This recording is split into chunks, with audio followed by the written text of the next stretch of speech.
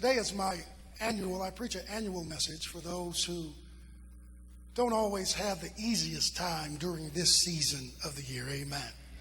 And I do preface it by saying this. This may not be your message today, but there are many people who come to me year after year and say, this is my message this year.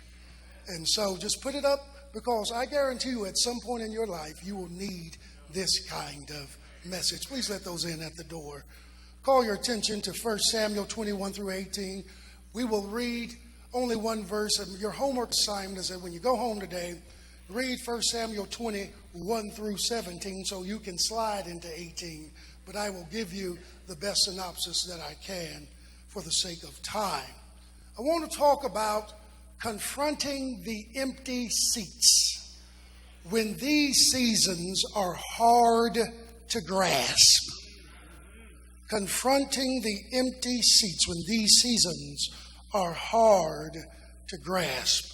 I believe that there are certain things that always remind us that we are turning the corner into this particular holy season.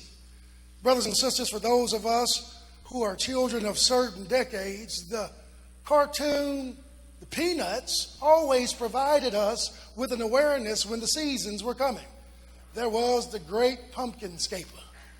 Then when you turned your attention, there was always Charlie Brown's Thanksgiving, Charlie Brown's Christmas, Charlie Brown's New Year. We knew even as children what season of the year we were in, because let's tell the truth, Charlie Brown has come back to the movie theaters, is making millions upon millions of dollars off of a character that started back in the 40s. But then not only does Charlie Brown and the Peanuts remind us what season of the year it is, there are already Christmas trees up at major department stores.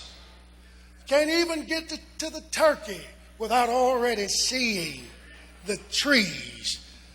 Grocery stores have strategically planted certain food items as soon as you come into the door so that you will not forget your stuffing, your sweet potatoes, your cranberry sauce, your yams, and your marshmallows. If you go to Cracker Barrel is already playing Christmas carols. And in just a couple of days, we will be serenaded with Nat King Cole crooning, chestnuts roasting on an open fire. The Temptations will sing Silent Night on the high note and the low note. And then we will sing until we can't sing it no more, the Black Christmas Anthem by Donny Hathaway this Christmas. They will play it, and they will play it. It will be March, and they will still be playing it. But brothers and sisters, for some, this time of year causes a certain bag of mixed emotions. How many folk know what I'm talking about? And I believe that this biblical account of Jonathan and David help us really sort of articulate how many of us may feel even around this time of year. I believe that when you look at Jonathan and David, you get a wonderful and authentic portrait of what we call fellowship or koinonia. And see, it's because they have the kind of relationship where their souls are so knitted together that they understand that one's lot in life affects the other one's lot in life. What are you saying, Drumwright? We got to come to a place where we stop thinking we're on an island by ourselves. Oh, y'all better talk back to me now. Our lives affect other people's lives. And let me just say that what happens in Syria affects what happens in the United States. What happens in Ethiopia and South Africa and Afghanistan and Iraq and the United Kingdom and Argentina. The world is interconnected, and what happens on one side of the ocean affects what happens here in this country. And we must stop thinking that we are on some superior moral high horse, because the truth be told, the God of the United States is also the God of the whole world. The scripture says that the earth is the Lord's, the fullness thereof, the world, and they that dwell therein. They have this koinonia. And because they have this kind of relationship, see, David is kind of concerned with where he stands in the eyes of King Saul, because David's had some high moments and some low moments. He's had some mixed moments with Saul, so much so that he feels as if Saul's true intent is to kill him. And so when he brings this up to Jonathan, Jonathan was like, I haven't seen this. I really can't even speak to this. And let me just tell you something. Your relationship with one person may not be somebody else's relationship. Am I talking right?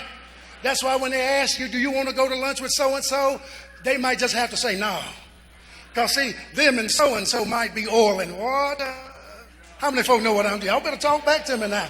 And just because you have a good relationship with so-and-so, the best thing for some of us to do is say, the Lord, watch between me and thee, so that we can maintain that level of peace. But Jonathan said, I don't have any idea what you're talking about. But because he loves David, he says, okay, we're going to come up with a plan.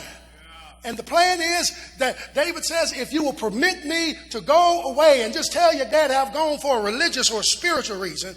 And if he reacts one way, that lets you know that I'm in his favor. But if he reacts the other way, that will let you know that he truly intends to kill me. And so Jonathan, because he has this relationship with David, he said, okay, we're going to do this. But brothers and sisters, it is happening around the time that there is a new moon feast that's supposed to take place. And in order for this to happen, David is going to be absent from his sacred seat during this new moon feast. And here is Jonathan's sentiment when it comes to David's absence, which I believe articulates how many of us may feel around this time of year. Verse 18 of 1 Samuel 20 reads, then Jonathan said to David, tomorrow is the new moon feast. You will be missed because your seat will be empty. I believe that there are some people who could insert some names even right there. And even some situations or some things, even in that place, and say, you will be missed because your seat will be empty. And brothers and sisters, many of us in this season too find ourselves confronting some empty seats. And let me just define what an empty seat is. Empty seats are the voids that emerge when our life circumstances change. What are you talking about, Drumwright? There are some under the sound of my voice who are undergoing their seasons of first, but then there are others who are undergoing their seasons of many. And let me just say something, especially when it comes to the loss of a loved one. It can feel like it's been day one, even though it's 20 years later. How many folk know what I'm talking about? Y'all talk back to me on this one, because I'm preaching to us. I'm not preaching. This is a dual conversation today. Because some of us know what it's like to just come to that reality where it seems like they just left us yesterday, but they've been gone since 75.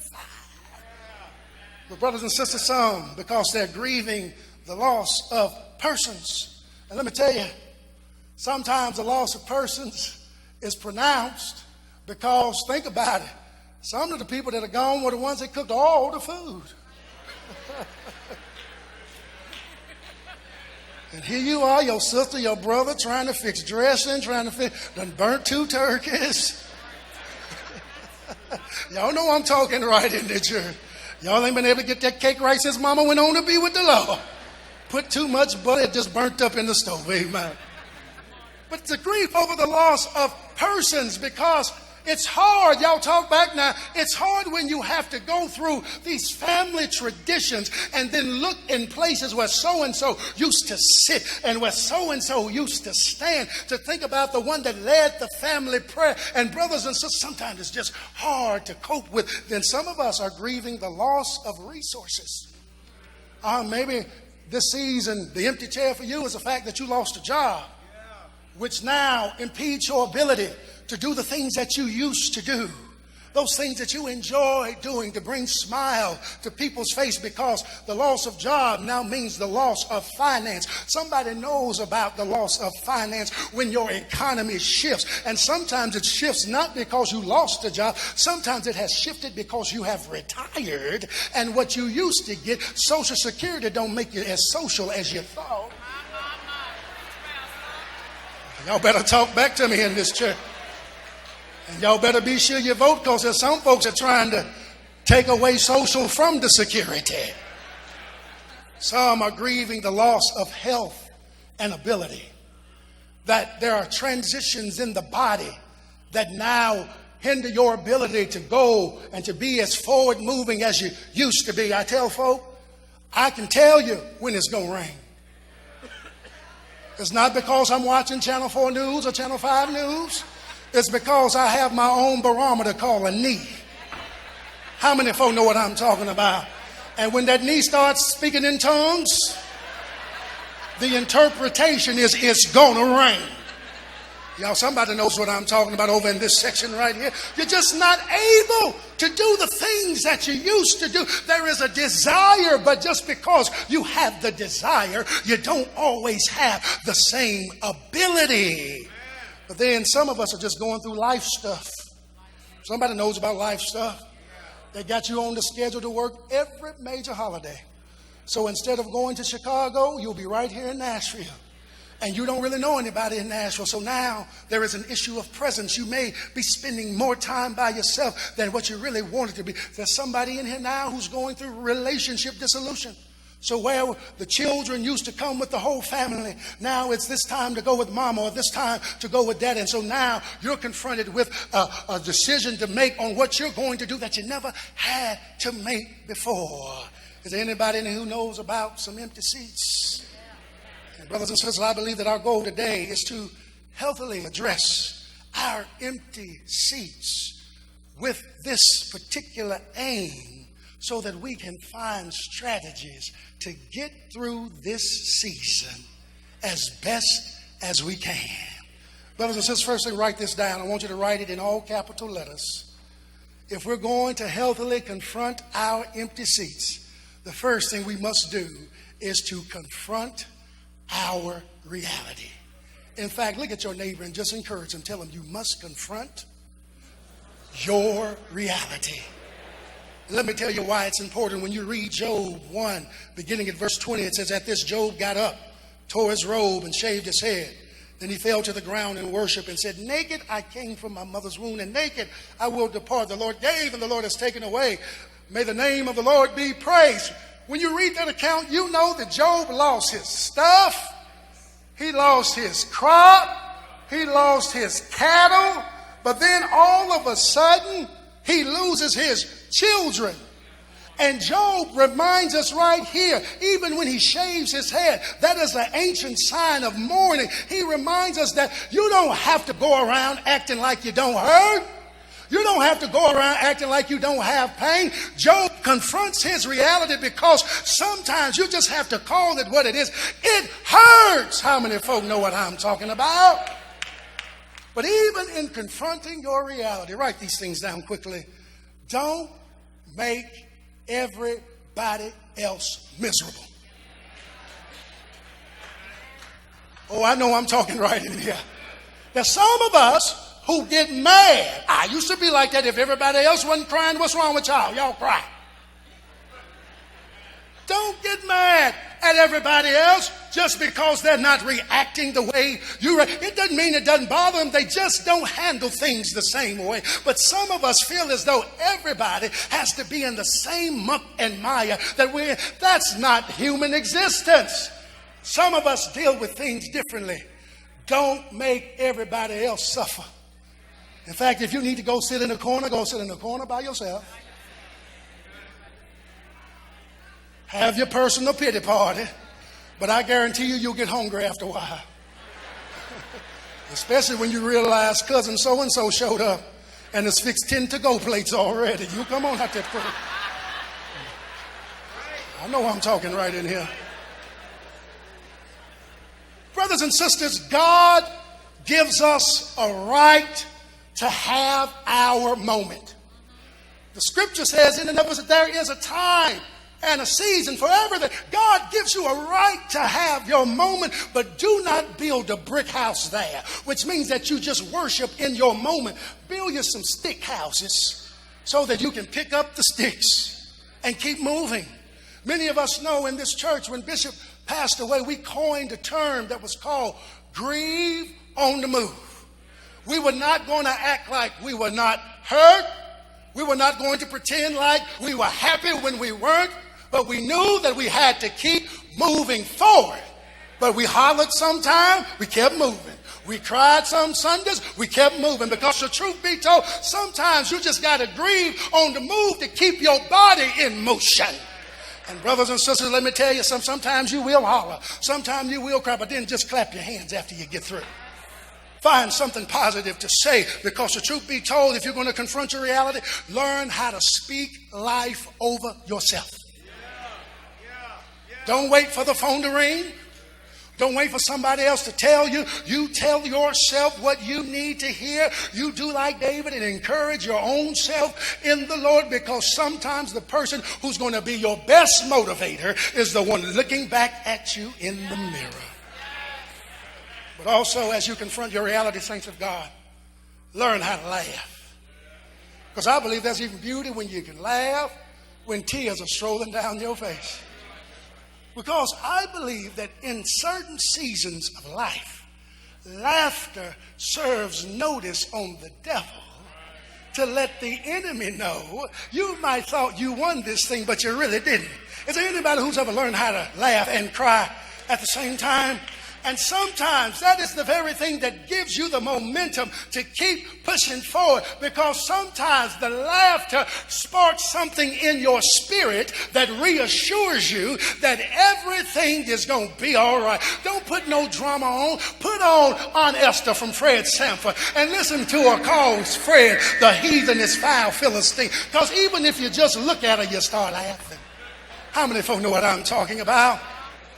And I've told the story. I told it at 7:30. I think I've told the story about at least 15, 20 times, but I'm going to tell it again because it was always my reminder of how you can laugh even in the midst of a painful situation. After my mother had passed away and we were at my father's house, my grandmother, who is now coping with this reality that her daughter is now gone, was weeping. It was the kind of weeping that sometimes I don't even want to think about, because looking at someone losing their child, she was weeping and weeping.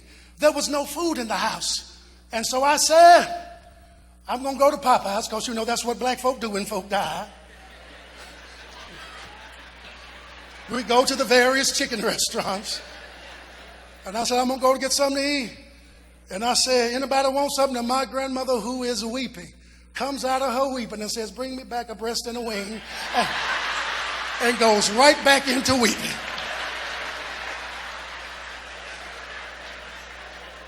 Sometimes laughter helps you to push forward, even in some of the most difficult experiences. How many folk know what I'm talking about? And see, that's the beauty of having children, and especially the little ones in the hard season, because children can make you laugh even when your heart's breaking.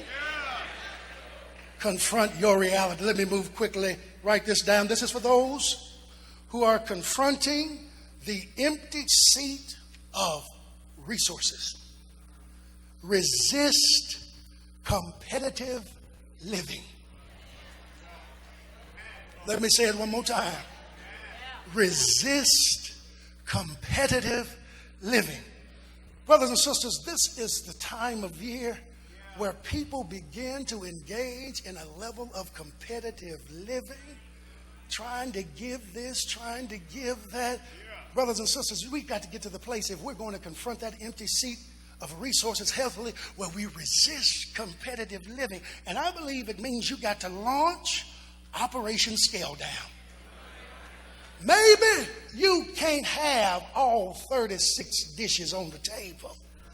Maybe you got to scale back even on the food. Maybe this season there won't be a whole lot of extra accoutrements that go on the Christmas tree up under the tree. Sometimes you're just going to look at the tree and say, ain't it pretty?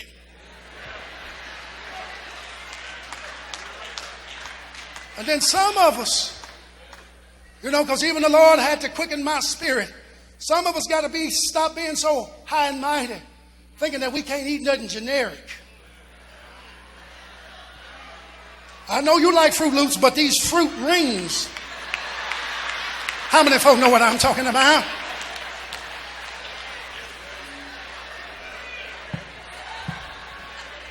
You better go get the Kroger sparkling pink lemonade.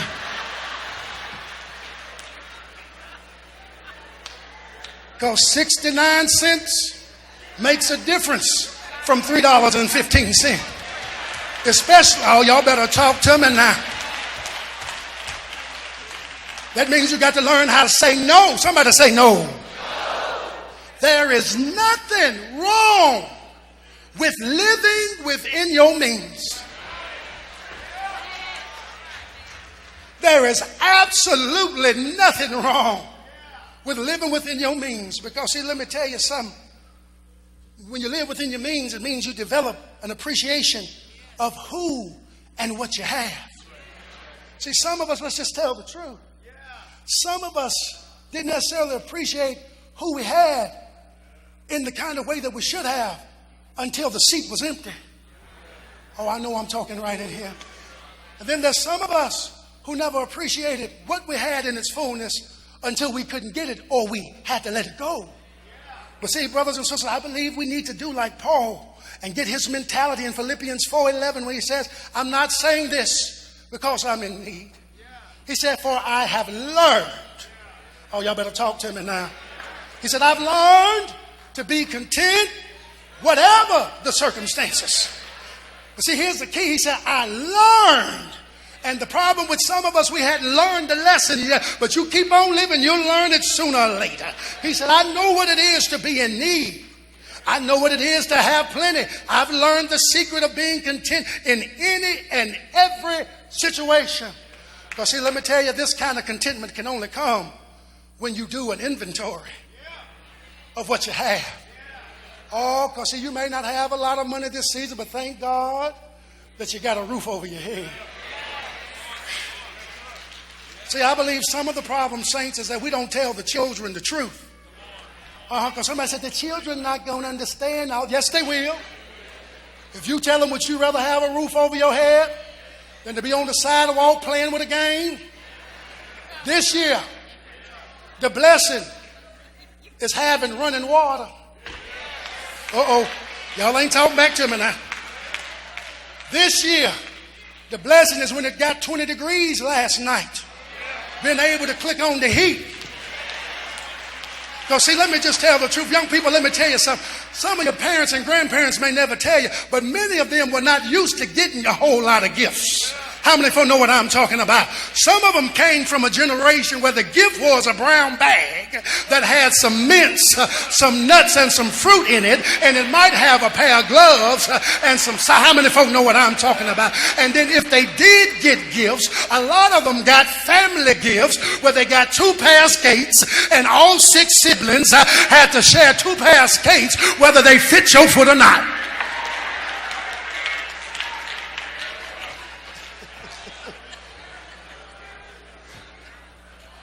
That's why some of them jumping up slapping 5. They've been there.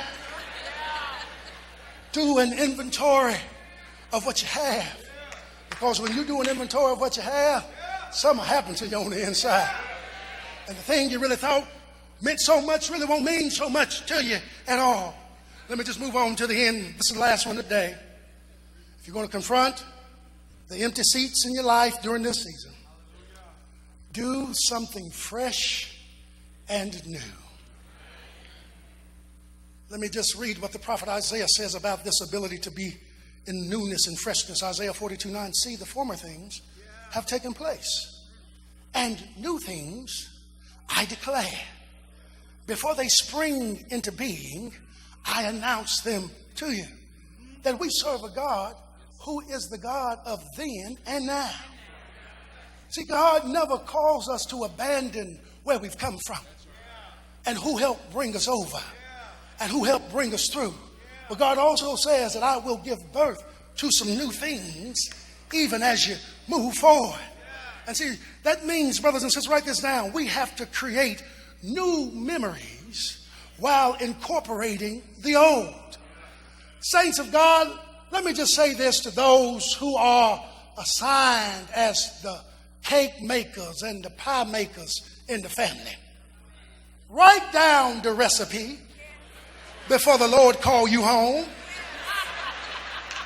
Some of us are so selfish. Don't want nobody to make the pie. It don't do you no good in glory. You feasting on milk and honey. We still got to eat bread down here. I shared with him this morning, Sister Rochelle Robinson and I were talking about the fact that late Brother Terry Teasley used to make a wonderful caramel cake, but refused to give up the recipe. So now we got to find somebody else.